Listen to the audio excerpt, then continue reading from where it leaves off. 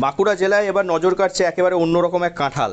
Thailand থেকে আনা এই বিশেষ জাতের কাঁঠাল এখন বিক্রি হচ্ছে বাঁকুড়ার ওঁদা এলাকায়। আকারে ছোট, দেখতে কিউট, স্বাদে এই কাঁঠাল অত্যন্ত সুস্বাদু।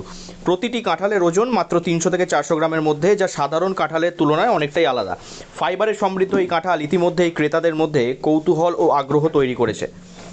এই অভিনব কাঁঠালের চাষ ও বিক্রির সঙ্গে যুক্ত রয়েছেন বাঁকুড়ার ব্রাহ্মণপাড়ার বাসিন্দা কমলেশ সাঁতরা। তার নিজের বাগানেই রয়েছে প্রায় 25 থেকে 30টি কাঁঠাল গাছ, সেখানেই ফলছে এই বিদেশি জাতের কাঁঠাল।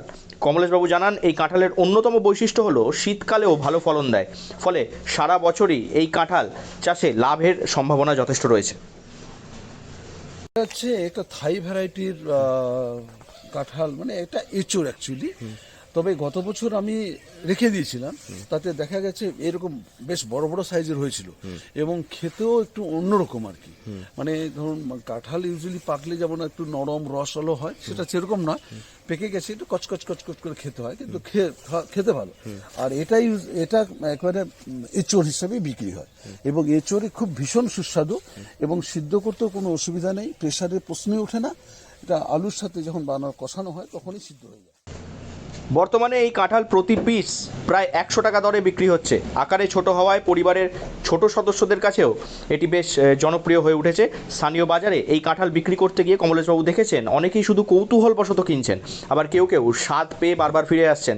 বিশেষ করে স্বাস্থ্য সচেতন মানুষের কাছে ফাইবার সমৃদ্ধ এই কাঁঠালের চাহিদা বাড়ছে এবং খেতেও ভীষণ ভালো। এগুলো মার্কেটে যাচ্ছে? হ্যাঁ, মার্কেটে যাচ্ছে। এটা ম্যাচিউর হয়ে গেছে, এগুলো একটু বড় বড় হয়ে যায়।